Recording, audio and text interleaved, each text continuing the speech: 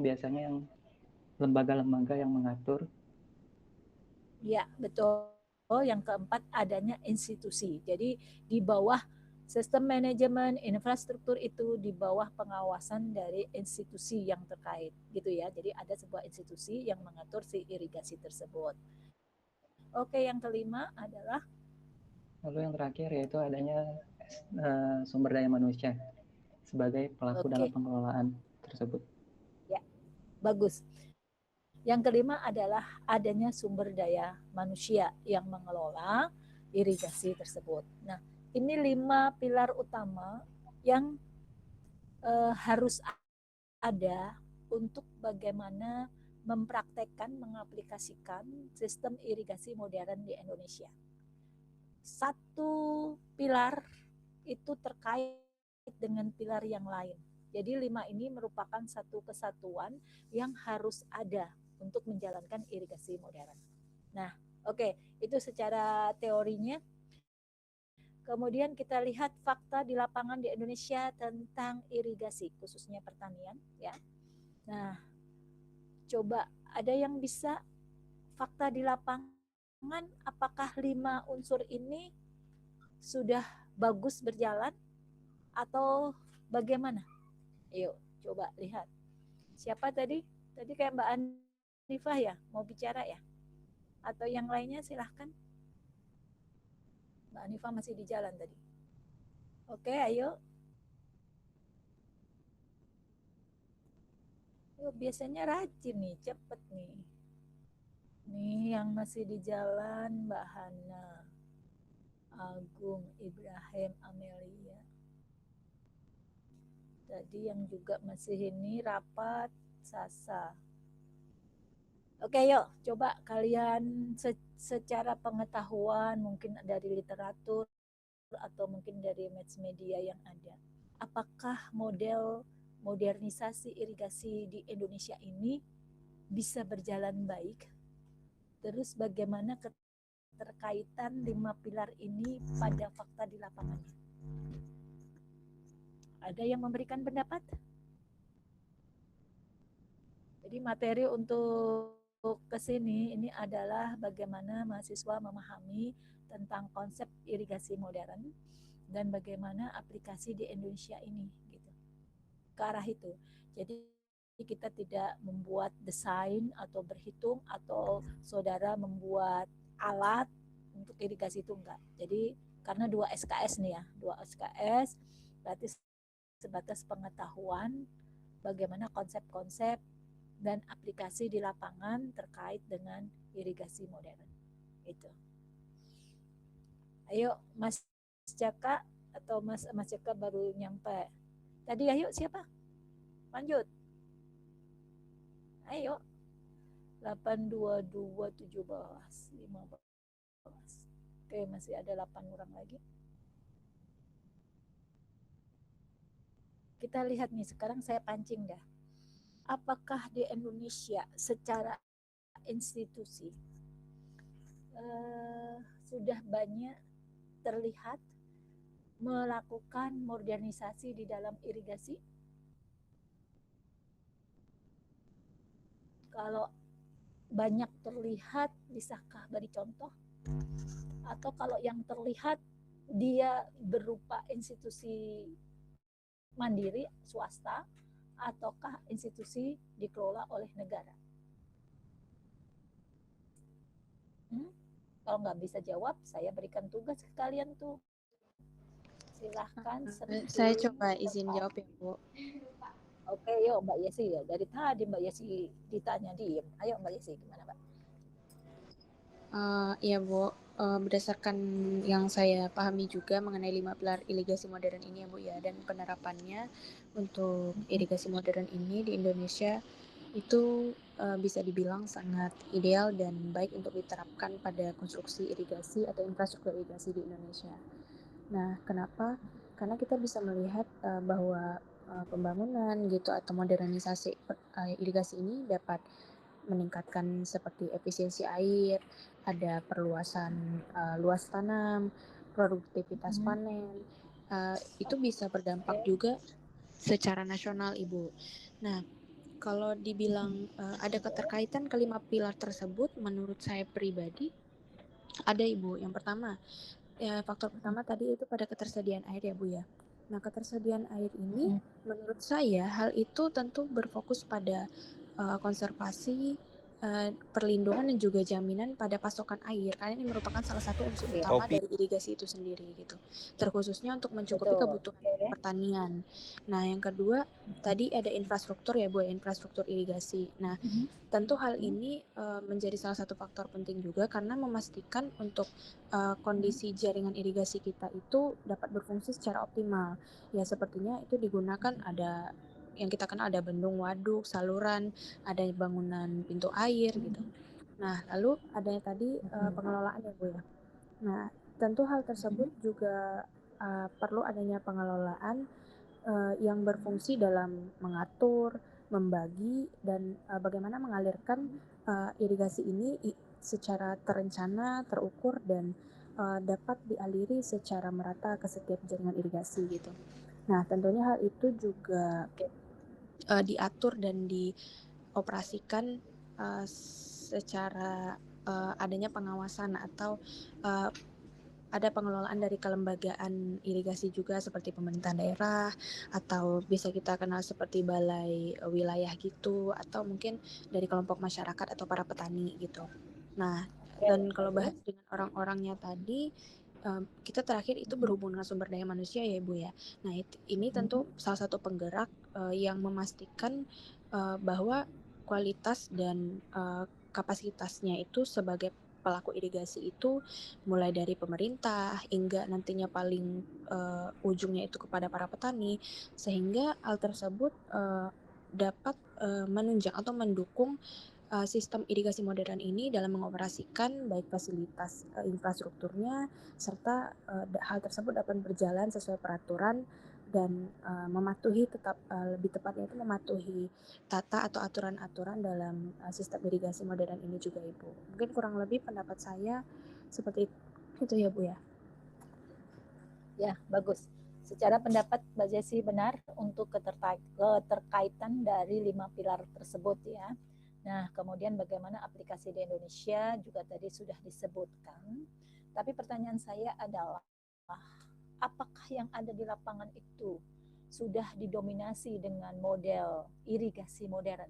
Yang saat pertemuan pertama kita infokan atau kita telah belajar tentang apa-apa saja irigasi modern.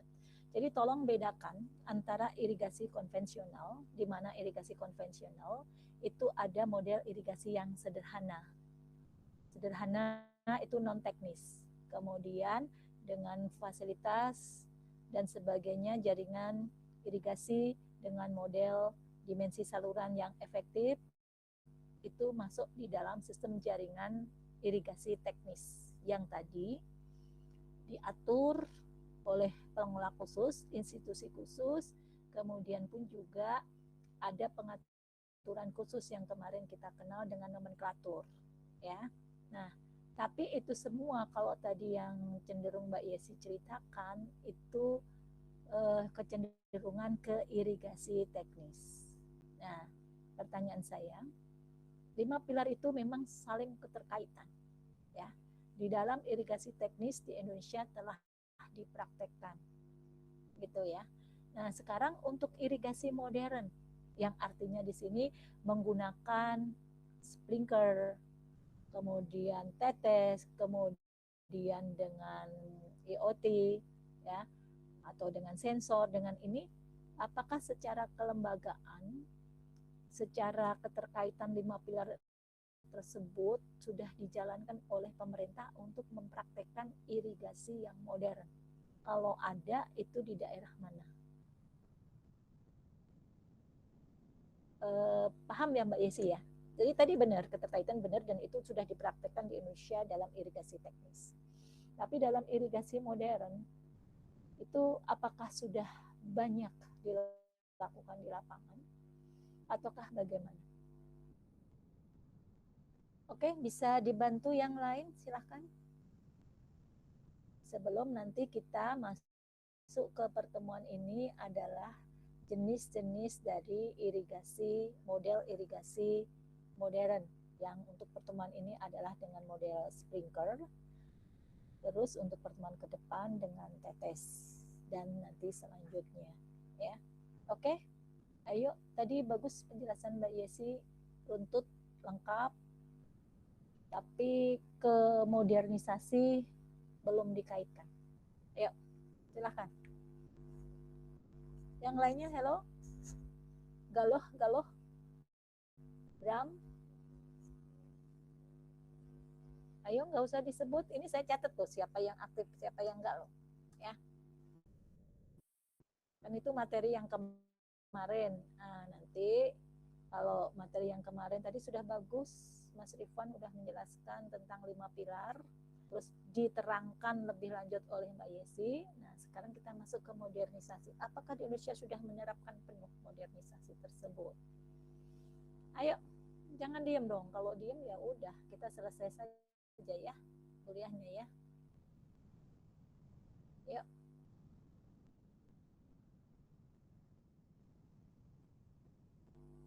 Ayo, satu orang lagi baru saya masuk ke materi.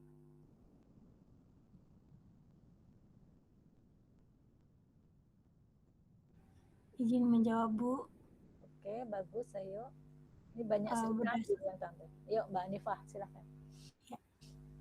Berdasarkan modul yang sebelumnya yang saya baca, itu ada pengembangan rancang bangun di Kabupaten Gunung Kidul. Itu sudah menerapkan sistem irigasi curah atau sprinkler irrigation bertekanan rendah dan sistem irigasi tetes. Namun berdasarkan pengembangan ini berdasarkan pada beberapa asumsi, seperti masyarakat tani Gunung Kidul lebih memilih teknologi irigasi yang dikembangkan karena baik secara teknikal maupun ekonomikal akan lebih efisien dan efektif.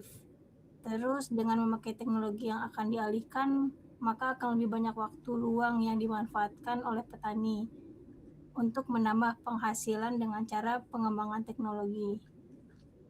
Kemudian sistem irigasi curah bertekanan rendah dirancang untuk dibuat dari pipa tembaga yang digunakan untuk alat rumah tangga dan terdapat di toko besi setempat. Terus ada cukup, Bu. Penerapannya itu di Gunung Kidul tadi, Bu, menggunakan irigasi curah dan irigasi tetes. Oke, baik. Itu dikelola secara dari pemerintah atau masyarakat setempat? Inisiatif dari swasta? Dari FTP UGM, dari tim UGM. Oke. Artinya di sini dari tim UGM bermakna itu kecenderungan belum di lembaga secara pemerintah, tapi itu inisiatif dari sebuah institusi pendidikan terkait biasanya itu program Tridharma, pengabdian masyarakat, gitu ya. Nah, yang saya maksudkan adalah karena terus terang saya belum menemui banyak tempat yang mempraktekkan modernisasi, irigasi modernisasi atas nama institusi pemerintah. Itu belum banyak dilakukan. Kebanyakan yang ada adalah tadi inisiasi dari masyarakat setempat atau lembaga penelitian atau lembaga akademisi yang dia menerapkan ilmu untuk dipraktekkan di masyarakat. Bermakna kalau seperti itu berlaku hanya di masyarakat setempat, gitu. Dia tidak meluas. Tapi kalau sistem irigasi teknis itu sudah dikelola oleh negara terkait adanya nomenklatur jaringan irigasi, kemudian adanya juga peraturan-peraturan pemerintah yang sudah diterbitkan. Nah, itu sepengetahuan saya. Maksud saya mungkin dari kalian bekerja di bidang irigasi atau mungkin kalian sudah pun mendalami irigasi modern yang dilakukan di daerah tempat kerja kalian. Ada nggak? Tadi Mbak Anifah tadi cenderung penilaian saya adalah bukan dari inisiasi pemerintah, tapi itu adalah inisiasi dari lembaga akademisi, yang dimana yang namanya universitas itu ada model Tridharma, gitu ya. Oke, ada yang lain? Nah, tentang modernisasi irigasi di Indonesia, tadi benar dikatakan Mbak Yesi, 5 pilar itu di Indonesia sangat ideal untuk dipraktekkan. Terutama nomor 1, ketersediaan air.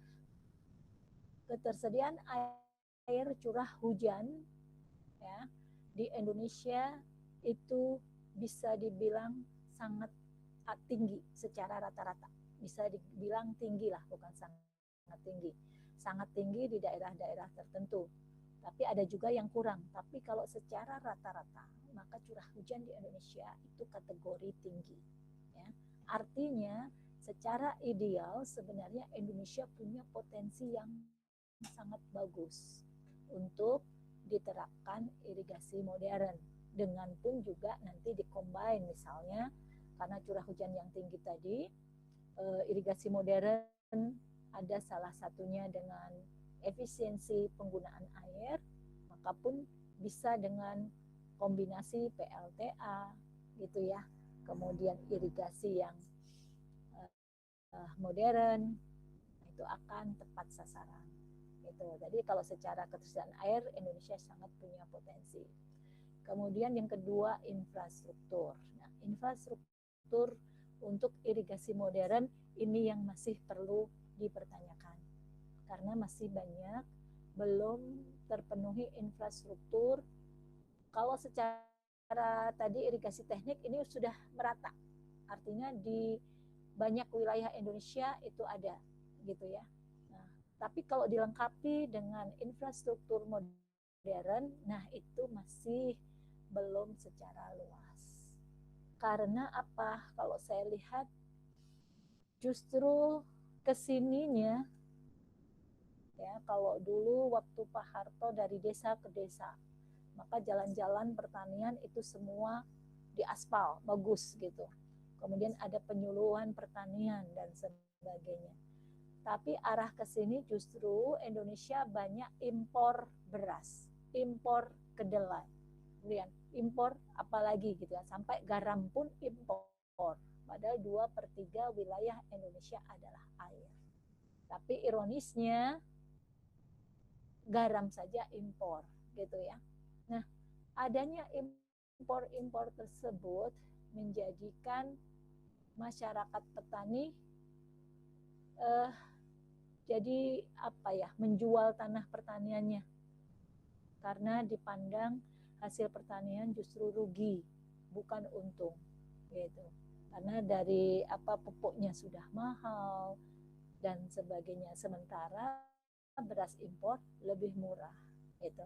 Nah, ini sebenarnya peran dari government atau dari tingkat kebijakan negara ini yang justru menjadikan pertanian ini cenderung menurun gitu. Sehingga ada beberapa yang kita mata kuliah irigasi pun juga tidak punya nilai gengsi lagi gitu untuk disiplin ini. Maka sebenarnya ini adalah pemikiran bagi kita semua. Bagaimana dengan menggerakkan non-government, dengan swasta atau tadi melalui akademisi atau inisiasi dari masyarakat tersebut, itu bisa membuat irigasi modern di mana yang dari keterbatasan infrastruktur yang ada, maka kecenderungan ini di kementerian, justru kalau saya soroti di Kementerian Pendidikan Tinggi, Sains dan Teknologi, itu justru memfasilitasi dengan hibah-hibah yang terkait dengan penemuan-penemuan teknologi modern untuk meningkatkan hasil pangan. Itu saya lihat justru yang kencang di situ. Tetapi secara Departemen Pertanian sendiri kayak kurang terdengar sekarang ini ya. Malah yang banyak terdengar impor dan impor dari berbagai macam jenis pangan. Ya. Kedelai, padi, dan yang lainnya. Oke, ini keprihatinan bagi kita. Nah, kalau kalian berkecimpung di situ, maka bagaimana cara kita untuk memodernisasi irigasi ini? Itu ya, itu penilaian saya, pendapat saya. Jadi kalau modernisasi irigasi di Indonesia secara pemerintah itu masih perlu dukungan besar. Artinya pemerintah belum fokus untuk membuat irigasi teknis yang ada menjadi modern. Itu masih belum banyak terlihat di lapangan. Oke ya, itu untuk materi yang kemarin. Intinya adalah kita punya potensi, tetapi karena dukungan dari pemerintah saya anggap itu kurang, sehingga belum banyak dilakukan di lapangan secara pemerintah loh ya, kalau secara swasta ada. Oke, itu.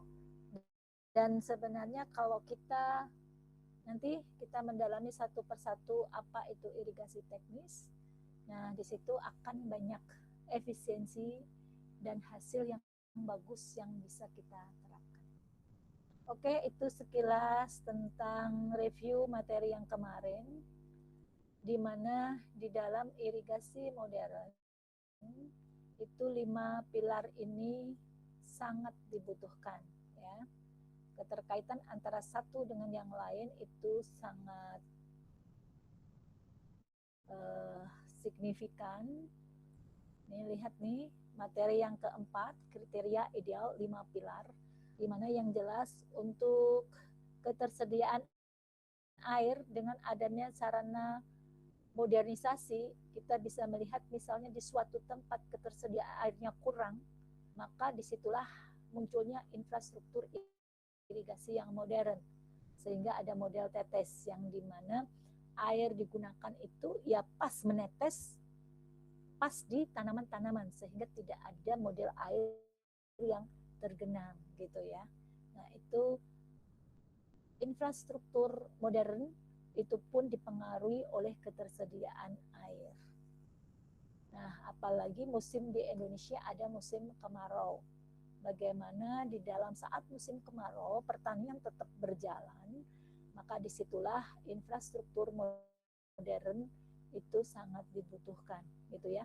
Nah, kalau di musim penghujan bagaimana? Apakah infrastruktur modern dibutuhkan? Iya, karena nanti ada bagaimana sistem drainage. Dengan air yang berlimpah, bagaimana dengan sistem drainage yang modern, sehingga air yang lebih itu bisa tersimpan di lokasi-lokasi yang tidak jauh dari pertanian tersebut. Itu ya.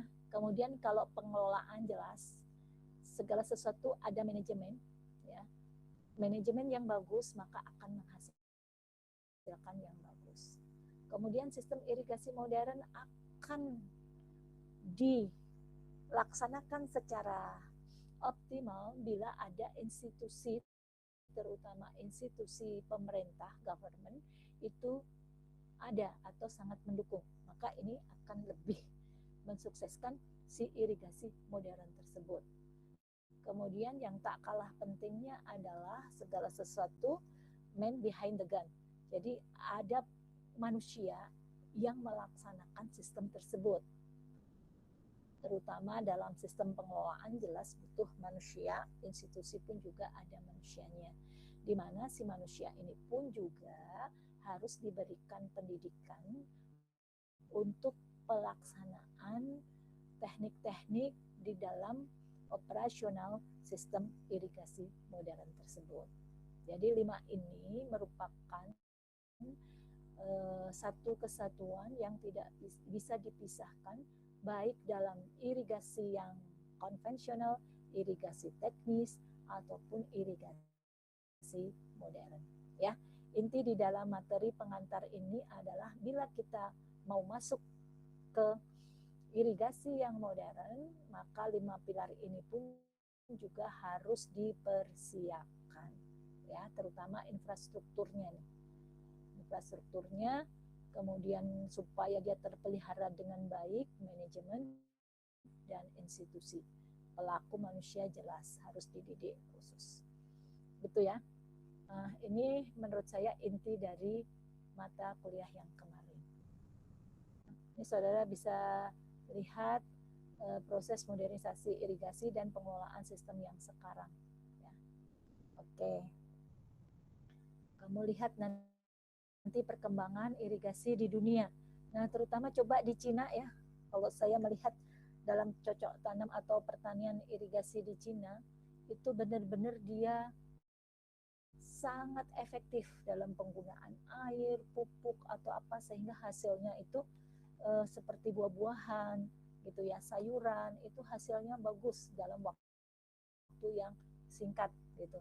Nah, itu banyak yang sudah dilakukan oleh Cina, baik mereka sebagai masyarakat, bahkan keluarga, ataupun sebagai institusi kelembagaan.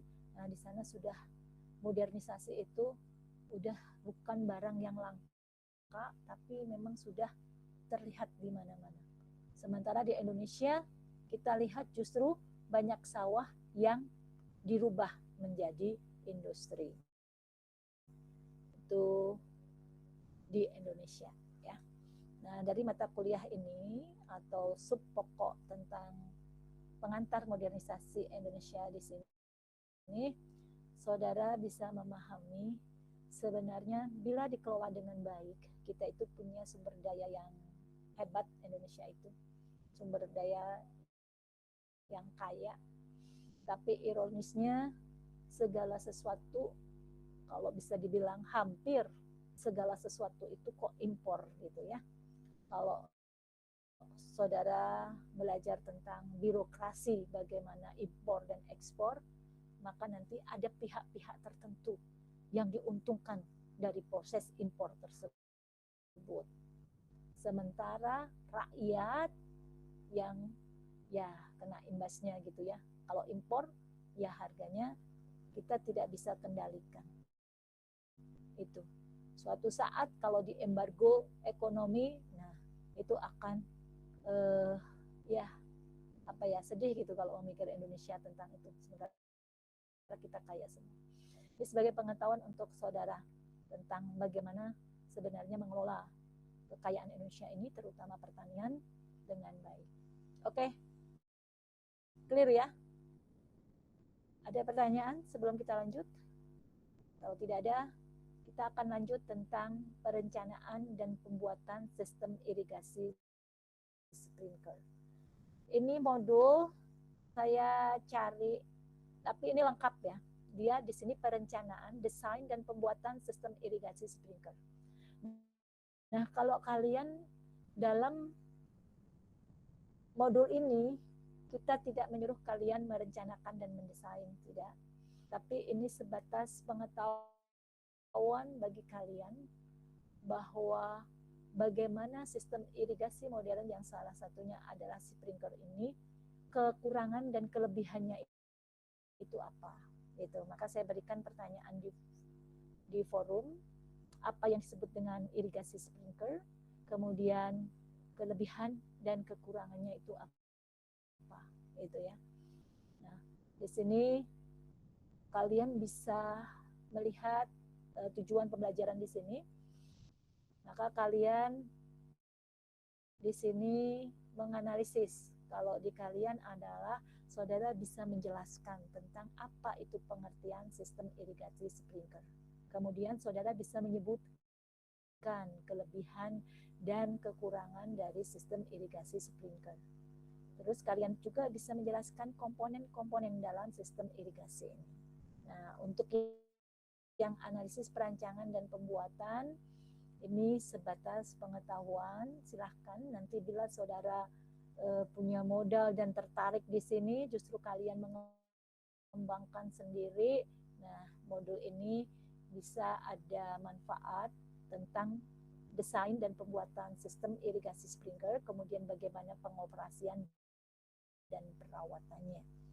Ya, jadi ini sebatas untuk pengetahuan ya ke kalian. Kita tidak detailing ke sini, tapi kalian bisa ini karena sebenarnya untuk sprinkler ini kalau dalam skala kecil ya dia hanya tidak harus seorang insinyur teknik sipil gitu.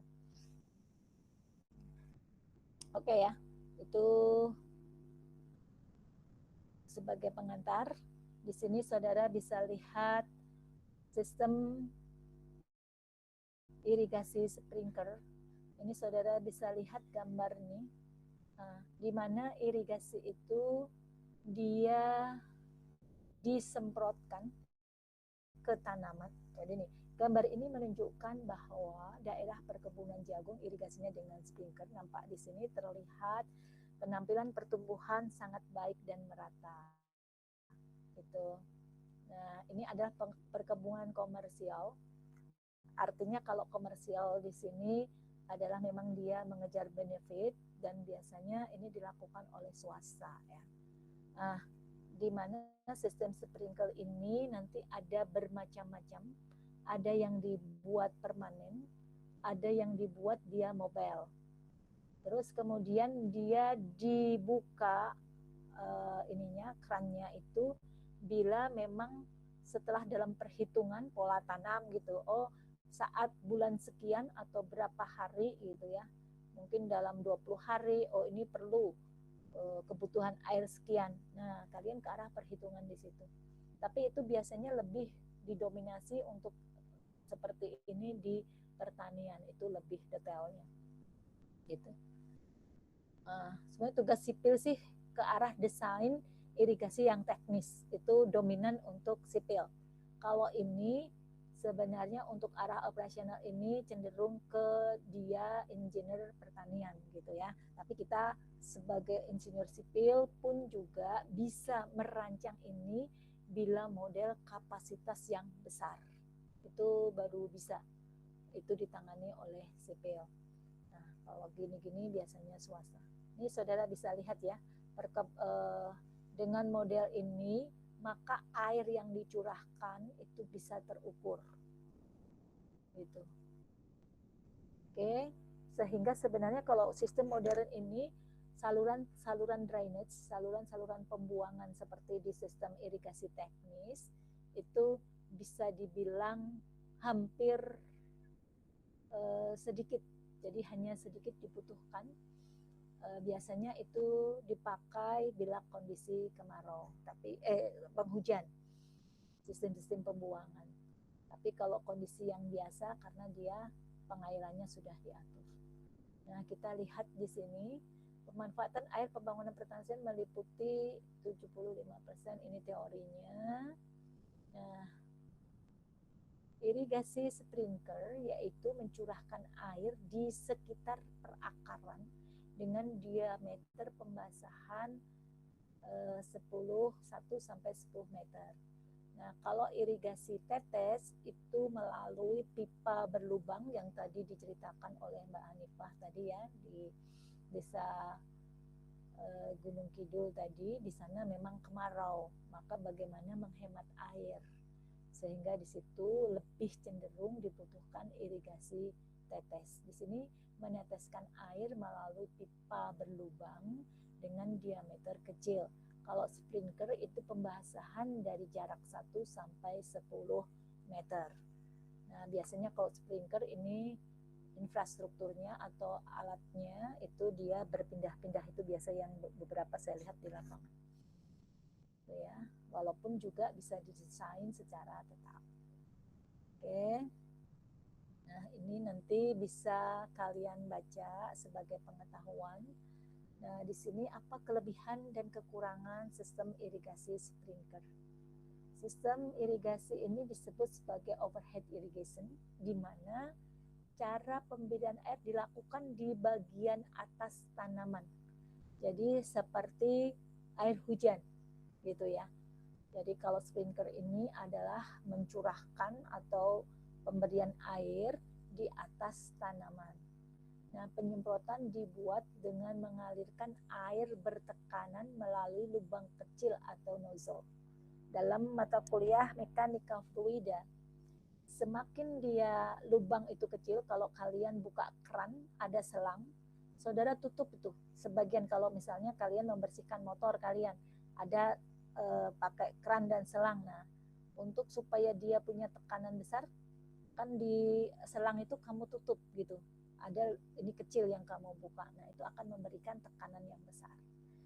Nah, jadi ini lubang kecil nozzle ini tugas berfungsi untuk memberikan tekanan di dalam air itu keluar. Jadi semakin kecil di mana debit yang keluar sama, maka dia kecepatan akan tinggi karena luasnya kecil gitu ya.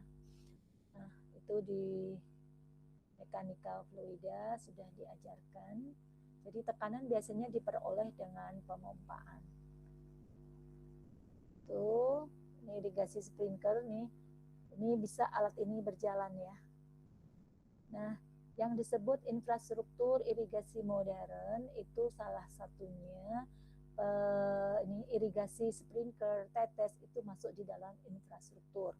Kalau yang irigasi teknis berarti dia infrastrukturnya apa? Ya berupa saluran irigasi, gitu ya. Nah, ini sprinkler dengan tipe bergerak, gitu. Kalau tadi ini dengan tipe gantung, ini tipe yang bisa bergerak. Untuk mendapatkan penyebaran yang seragam perlu mempertimbangkan ukuran nozzle, tekanan operasional, jarak sprinkler, dan laju infiltrasi tanah yang sesuai. Nah, tugas biasanya ini bisa insinyur pertanian, kemudian kalau sipil sebenarnya banyak nggak pakai justru ya. Kita cenderung ke infrastruktur konstruksi bangunan gitu. Tapi misalnya kalian pun akan mempelajari ini pun juga lebih bagus. Ini cenderung kalau dilihat kayak gini nih ke arah mesin ya, teknik mesin. Nah, ini perlu kita tahu, ini baru ada di semester ini irigasi modern. Sebelumnya kita hanya fokus ke irigasi teknis dan bangunan-bangunan pendukung irigasi teknis. Tapi masukan dari beberapa ahli kemarin, irigasi modern pun juga harus diberikan. Maka ya ini baru sebatas pengenalan. Oke, di sini ini beberapa kelebihan sistem irigasi sprinkler dibanding dengan konvensional adalah satu, sesuai untuk daerah dengan keadaan topografi yang kurang teratur, gitu, dan dengan volume tanah yang relatif dangkal. Artinya di sini dia topografinya mungkin berupa ya kayak kontur itu yang dia kayak sengkedan atau namanya terasering gitu ya, sehingga dia model untuk irigasinya dia bisa dengan mobil. Jadi ini dia bisa dipakai di situ. Kelebihannya adalah bisa dipakai di daerah dengan topografi yang kurang teratur. Kalau irigasi teknis, saudara bisa melihat hamparan sawah yang datar semua. Nah, kalau ini bisa dipakai yang 52 Gunung Lawi. Gitu. Kemudian tidak memerlukan jaringan saluran terbuka, sehingga secara langsung tidak akan mengurangi luas lahan produktif, serta terhindar dari masalah gulma air. Artinya gulma air ini adalah genangan-genangan air yang dia tidak dimanfaatkan oleh tanaman. Itu jadi tidak adanya saluran terbuka, saluran-saluran irigasi, maka di situ itu keuntungannya adalah bisa dipakai sebagai lahan untuk tanaman. Kemudian cocok untuk lahan pertanian yang jenis tanah bertekstur pasir tanpa menimbulkan masalah kehilangan air yang berlebihan melalui proses perkulasi. Jadi cocok untuk yang bertekstur pasir, artinya begitu disemprot atau ditekan itu nozzle untuk sprinklernya, maka air yang jatuh di tanaman kemudian langsung jatuh ke bawah karena dia pasir bersifat permeabilitas, sehingga mengurangi proses kehilangan air. Oke, lanjutnya adalah cocok juga untuk daerah dengan persediaan sumber air yang terbatas, gitu ya. Nah, Kemudian memang untuk sistem modern ini sebenarnya sebagai solusi kita menghadapi kondisi yang kemarau atau posisi daerah-daerah yang dia kekurangan sumber air. Jadi sumber airnya terbatas. Sehingga sistem modern ini sangat bagus dipakai. Kalau dalam skala besar, maka teknik sipil yang terkait dengan hidroteknik gitu ya bisa mempunyai keahlian di sini. Dan kondisi teknik sipil yang ahli di bidang irigasi modern ini di Indonesia masih sangat langka gitu. Jadi kalau kalian ada punya ketertarikan di sini, menekuni di sini, kedepannya bila pemerintah itu sudah mulai fokus ke swasembada pangan, maka itu sangat laku nanti. Ya, kalau sudah fokus ke swasembada pangan. Kalau sekarang semua impor dan impor, jadinya kayak kurang diperhatikan. Lanjut, kemudian cocok untuk lahan berlereng tanpa menimbulkan masalah erosi, gitu. Karena dia nanti untuk sprinkler atau tetes dia tekanan bisa diatur sehingga masalah erosi ini pun juga bisa dikendalikan, ya. Dengan kondisi yang mungkin lerengnya sangat terjal, maka model penyemprotannya pun bisa diatur supaya masalah erosi itu bisa terkurangi. Kemudian di sini dapat dipergunakan untuk keperluan lain selain memenuhi kebutuhan air tanaman. Ya, dapat digunakan untuk keperluan yaitu untuk pemupukan, pengendalian hama dan penyakit. Itu bisa pun dipakai dengan sprinkler untuk proses pemupukan. Kemudian dapat menghemat pemakaian air, jelas, karena pemberian air langsung di daerah akar tanaman dan umumnya efisiensi penggunaan air lebih tinggi dibandingkan dengan irigasi konvensional, yaitu dengan tingkat efisiensi 85% karena air langsung menuju ke tanaman. Sementara kalau konvensional, air disalurkan dulu dari pengambilan intake, saluran intake, kemudian ke saluran primer, ke saluran sekunder, baru ke saluran tersier. Dan semuanya itu dalam kondisi open channel, saluran terbuka, sehingga efisiensi sampai air di sawah itu bisa mencapai hanya 60%. Kemudian jelas karena sasarannya tepat tadi, maka hasil produksi tanaman akan lebih tinggi. Kemudian tidak mengganggu operasi alat dan mesin pertanian. Nah, itu beberapa keuntungan, tapi segala sesuatu pasti ada kelemahan. Yang jelas satu, biaya investasi operasional sangat tinggi. Ya. Nah, ini cukup tinggi. Kemudian juga operasional yang mengoperasikan alat tersebut pun juga harus orang yang sudah diberikan pelatihan atau yang memang dia mempunyai keahlian di bidang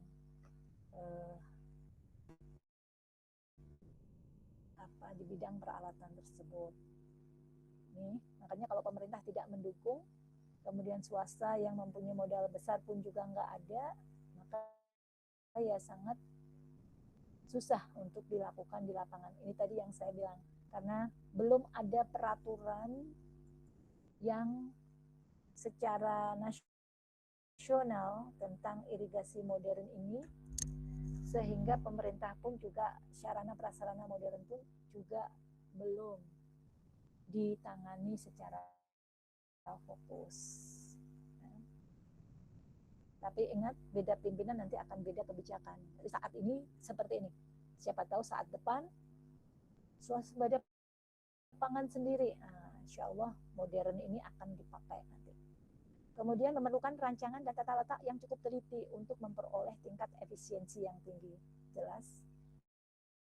Jadi bagaimana tata letak si peralatan itu yang mobile terutama, atau kalau yang tetap berarti jenis tanaman pun nanti yang khusus yang memang dia di situ gitu ya. Jadi kita harus berhitung secara benefitnya apakah lebih baik mobile ataukah permanen.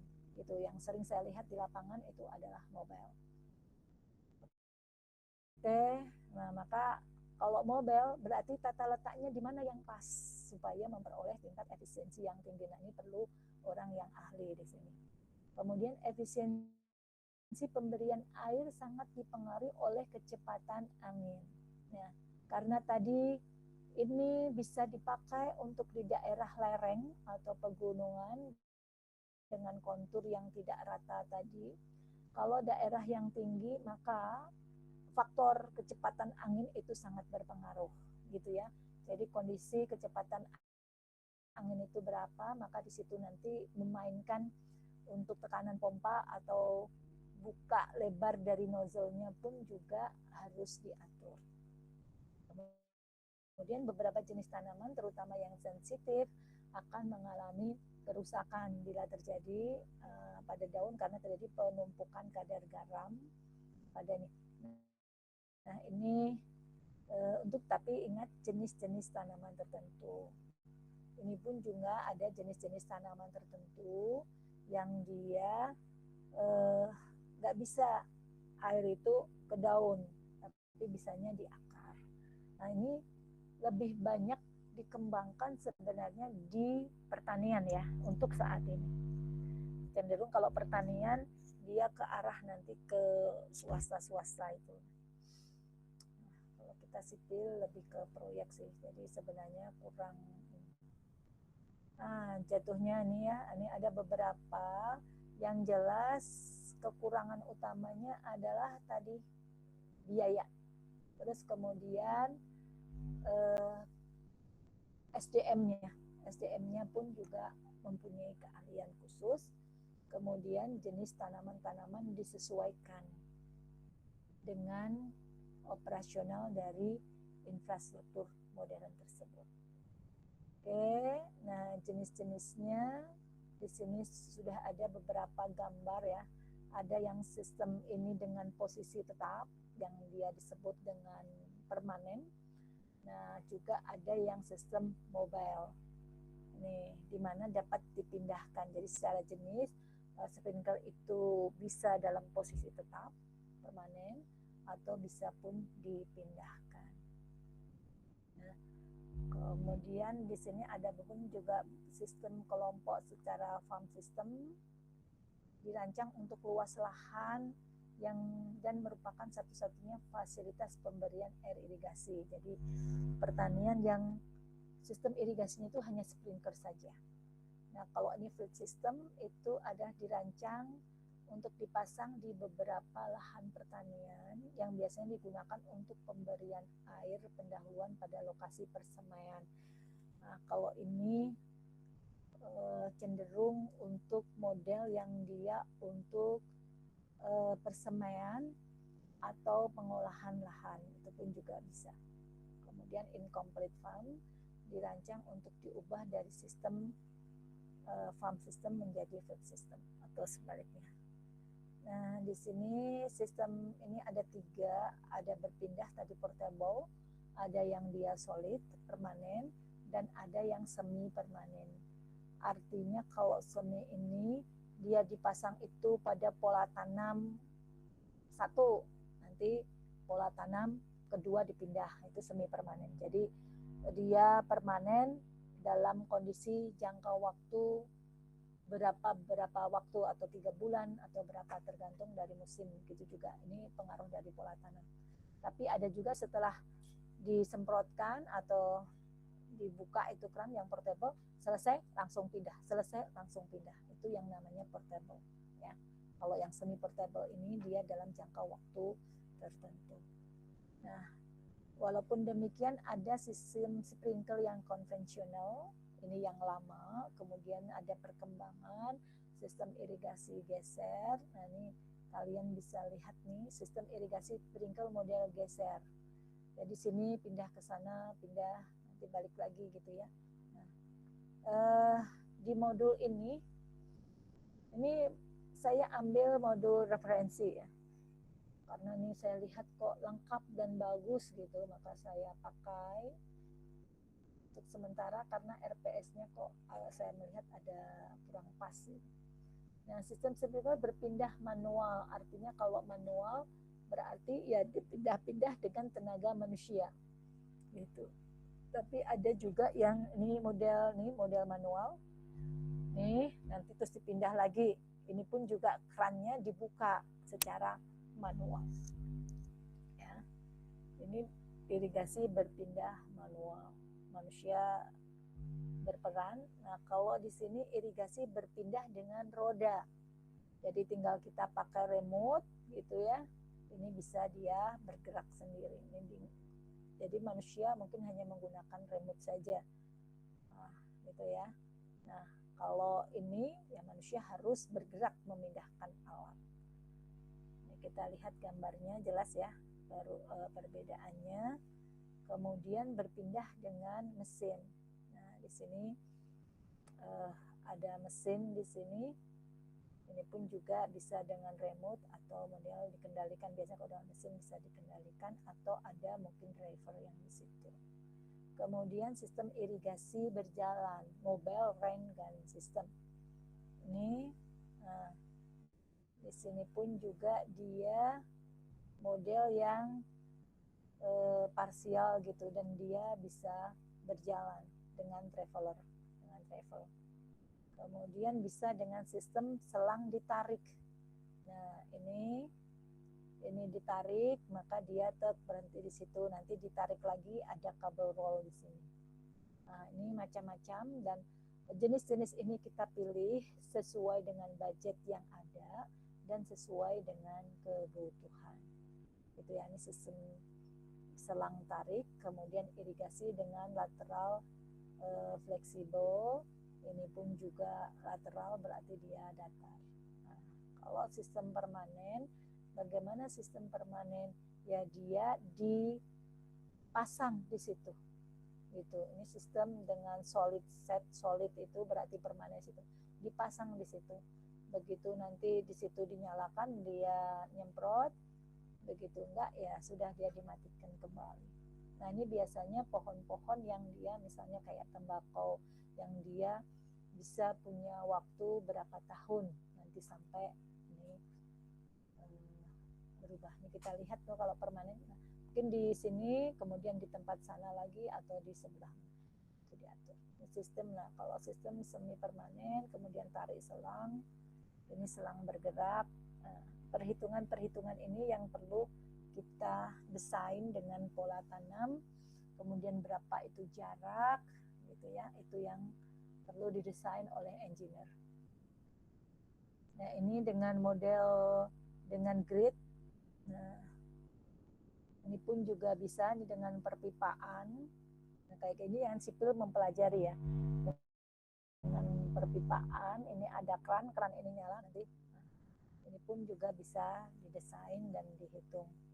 Kemudian dengan rotasi, ini sejauh mana jangkauan air ini, kemudian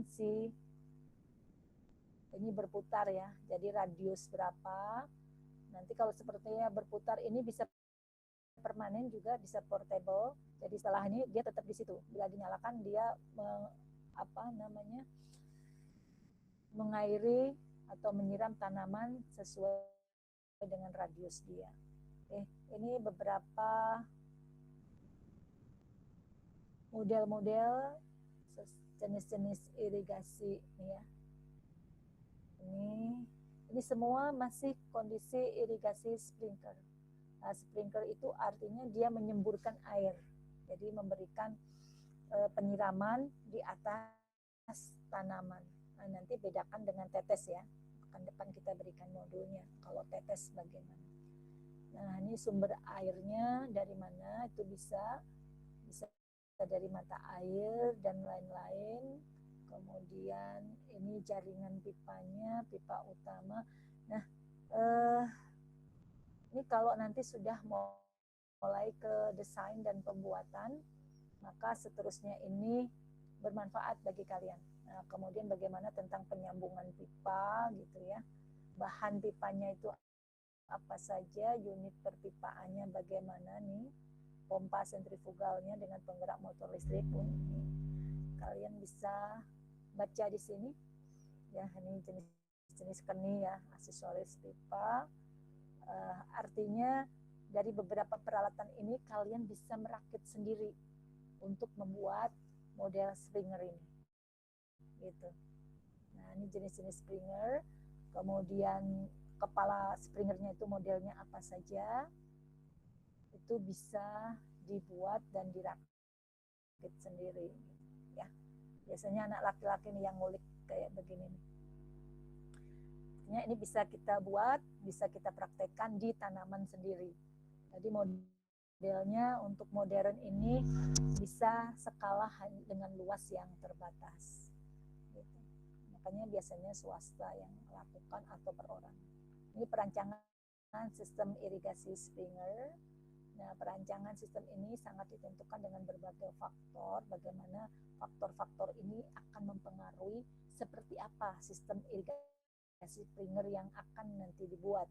Apakah model efektif dengan permanen ataukah efektif dengan model yang dia portable gitu. Kemudian jenis pipanya dan sebagainya.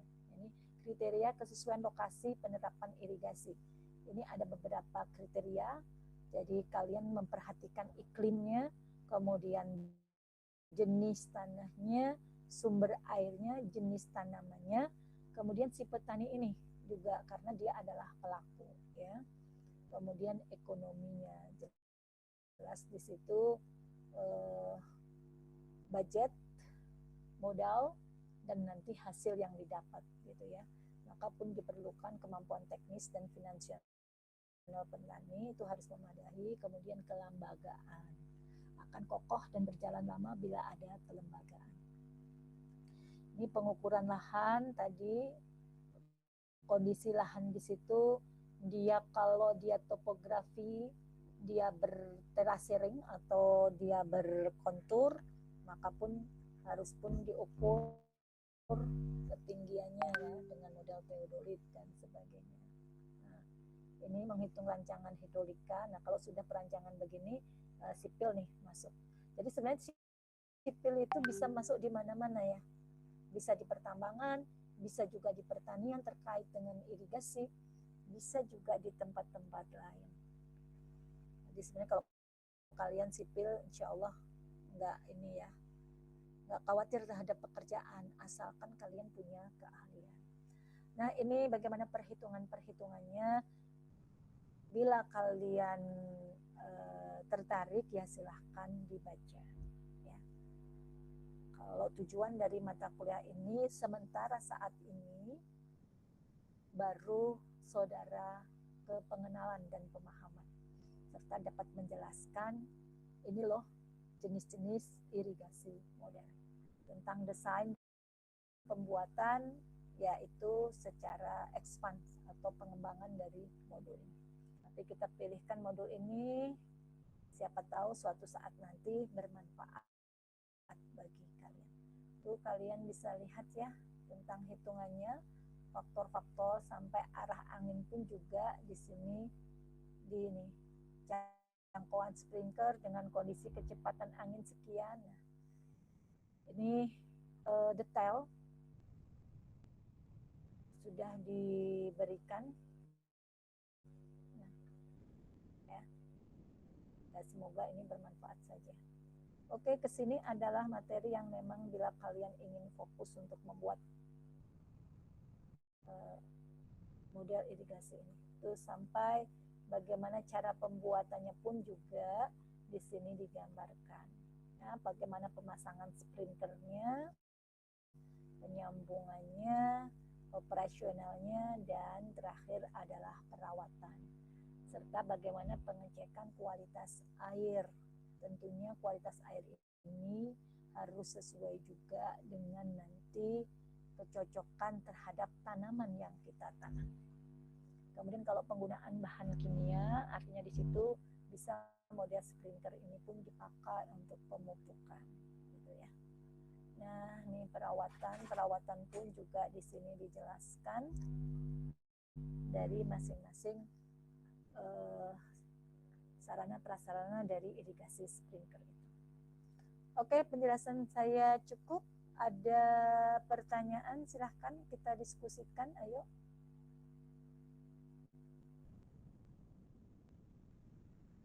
ini kan sprinkler, besok tetes, terus nanti lain kali saya carikan juga metode lain. Nah, kemudian endingnya adalah dari beberapa model irigasi modern ini. Nah, saudara bisa analisis, saudara bisa bandingkan mana yang efektif, mana yang efisien, kemudian pun juga kita melihat efektif, efisien itu terkait dengan biaya, terkait dengan kondisi lingkungan yang ada, gitu ya. Jadi menganalisnya banyak hal di situ. Tapi ini sebenarnya kalau kalian tertarik, ini pun juga bisa sebagai bahan tes skripsi. Jadi perbandingan antara irigasi ini dengan ini atau apa, itu bisa juga sebenarnya kalau tertarik ini. Tapi bagusnya juga kalian sudah tahu di lapangannya. Kalau model irigasi teknis seperti ini, irigasi tetes seperti ini, kemudian irigasi yang dengan model apa lagi, saya nanti akan cari ya. Nah, kalian analisis, kemudian kalian bandingkan gitu. Nah, itu pun bisa untuk bahan TA. Oke, silakan. Ada pertanyaan? Sudah 1 jam lebih 20 menit. Berarti waktu 20 menit lagi. Silakan. Iya, Mbak Saskia. Silakan, Mbak.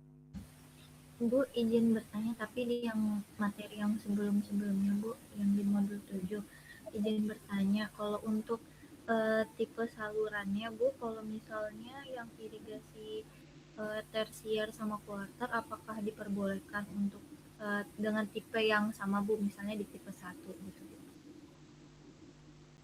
Boleh. Boleh saja.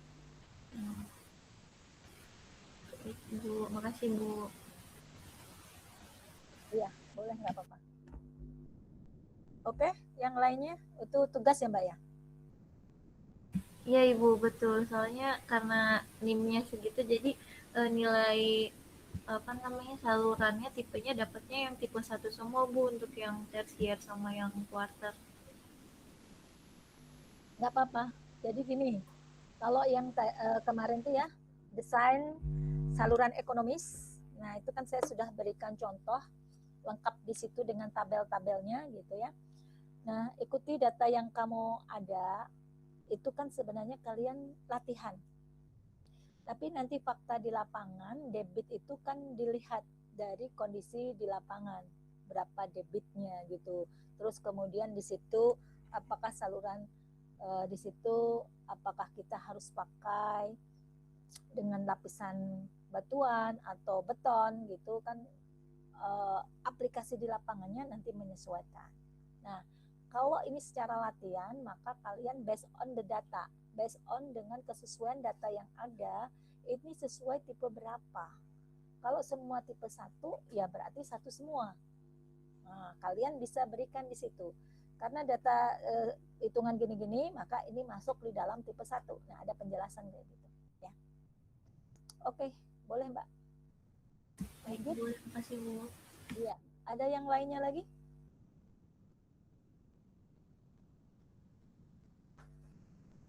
Oke, sambil menunggu pertanyaan, kita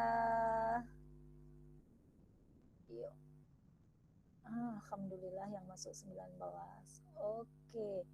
Nah, screenshot ini kan Jumat ya, insya Allah Jumat pekan depan saya ada bisa tetap. Screenshot ini saya pakai untuk saya pasang di pertemuan 9 gitu ya, sebagai bukti bahwa kita tatap muka. Jadi tolong buka kamera, dan nanti pun juga harusnya pertemuan ini kan berdasarkan fast learning saya nggak bisa mengendalikan ya, kecuali tatap muka yang entry kehadiran itu saya, dan itu based on the yang hadir screenshot. Nah, kalau yang genap berarti itu sistem gitu. Jadi tolong untuk forum dan kuis pun tetap kalian kerjakan supaya dianggap hadir oleh sistem. Ya. Nah, saya ini saya pakai untuk saya pasang di forum yang 9. Nah, Anda misalnya forum 9 kemarin belum jawab, tapi hari ini hadir, maka saya anggap hadir. Gitu. Tapi kalau ini nggak hadir, kemarin forum 9 sudah jawab, berarti saya anggap hadir. Gitu ya. Jadi saya win-win solution dengan kalian. Karena pun juga kemarin kondisi pada banyak berlibur gitu ya, jadi kurang kondusif kalau kita tetap. Oke, sambil menunggu pertanyaan yang lain, silahkan open kamera. Saya akan screenshot dan saya akan tempel di pertemuan ke-9. Oke, yang lainnya.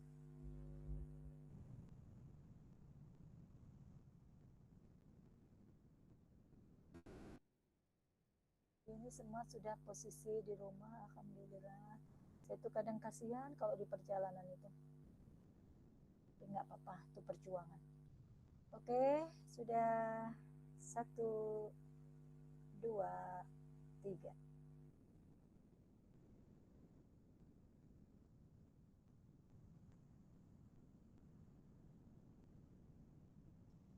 Oke, yuk silahkan. Ada pertanyaan, ayo. Kalau tidak ada, ya kita sudah selesai.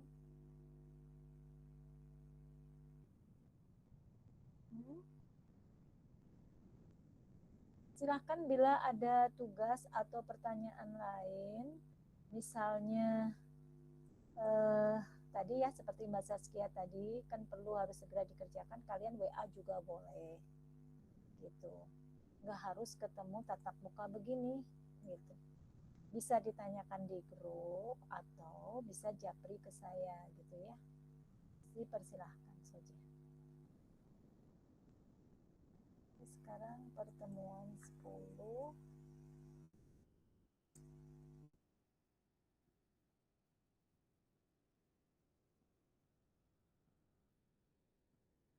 Oke, yuk ada pertanyaan tambahan dari kalian?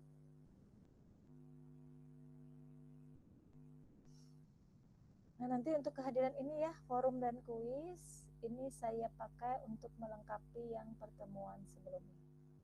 Oke ya. Ada nggak pertanyaan? Kalau tidak ada, semoga materi yang saya berikan itu bisa bermanfaat suatu saat nanti. Ternyata misalnya kalian dapat warisan lahan yang luas. Nah, ternyata di sini cocok untuk ini. Tapi airnya kurang. Oh, berarti ini saya gunakan dengan apa? Nah, cenderung untuk kepentingan pribadi atau swasta. Gitu. Ini sangat bermanfaat. Tapi kalau skala besar ya sebenarnya yang berperan harus pemerintah. Tapi kita lihat sepertinya saat ini pemerintah belum fokus ke situ. Iya kalau pedas. Makanya Oke, cukup. Terima kasih. Bila ada kurangnya